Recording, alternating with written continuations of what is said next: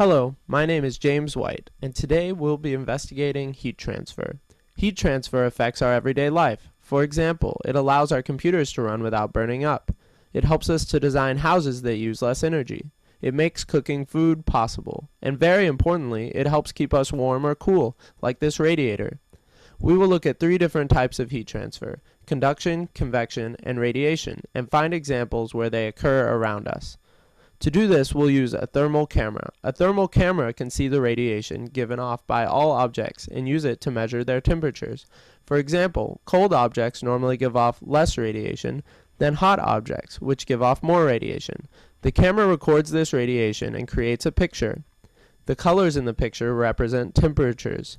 Hotter temperatures are lighter colors and colder temperatures are darker colors. In this picture, my hand is warm, but the copper wire below it is cold. However, the camera isn't always correct. Let's look at a video of a lighter flame. Although the flame appears to be the same temperature as my hand, it's actually about 2,000 degrees Celsius. This is too hot for the video to show us the real temperature. Using the lighter and copper wire, we will observe the first type of heat transfer: conduction. I'll show you our simple experiment. Conductive heat transfer occurs when there is a temperature difference between 2 materials in contact with each other. In this case, the right side of the wire is heated by the lighter.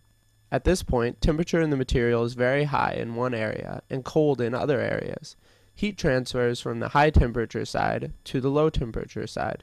Let's watch as this happens.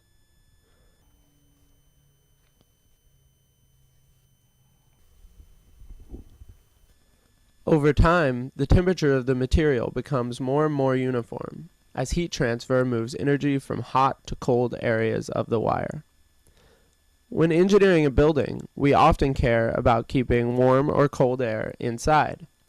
How well a wall can retain heat in a building depends on 2 things: its thickness and its thermal conductivity. Materials that are thicker will let less heat through, and materials with higher thermal conductivity will let more heat through. How do you think this metal door compares to this foam panel? Which lets through more heat? What about traditional materials like these adobe blocks? When the temperature of a wall or door is different than the surrounding air, a different type of heat transfer begins to occur, named convection. A lighter, a copper wire, and a cardboard backdrop make up our simple experiment. When a material is hotter or cooler than a fluid surrounding it, it causes the fluid to rise or sink. In the case of a hot wire, heated air rises as cold air fills its place. This cools down the wire faster than conduction. If we push the wire towards the cardboard, we see that the hot air rising off the wire heats the cardboard. This hot stream of air is called a convection current and is part of natural convection. Sometimes natural convection isn't fast enough, so engineers will use forced convection. Your computer uses forced convection to keep itself from overheating. That's what your fans do.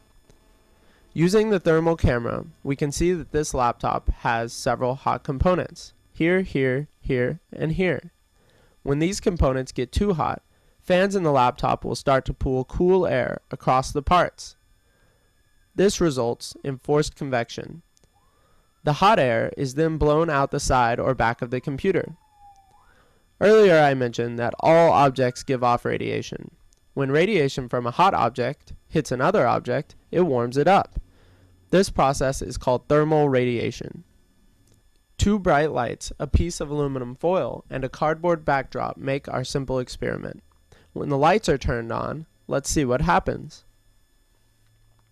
We can see that radiation from the lights is absorbed by the cardboard. However, the radiation is reflected by the aluminum foil. When the lights are turned off, we can see that the cardboard under the aluminum foil was not heated because radiation never reached it. The sun is an extremely hot object, and its thermal radiation warms our entire planet. This means that when designing a building, window placement is a very important part of the thermal engineering.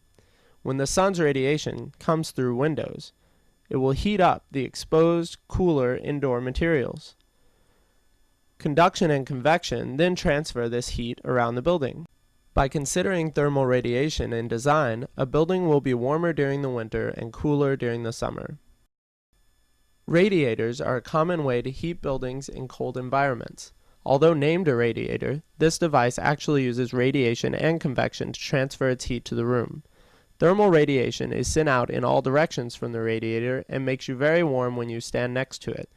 Natural convection then circulates the hot air from the radiator around the building.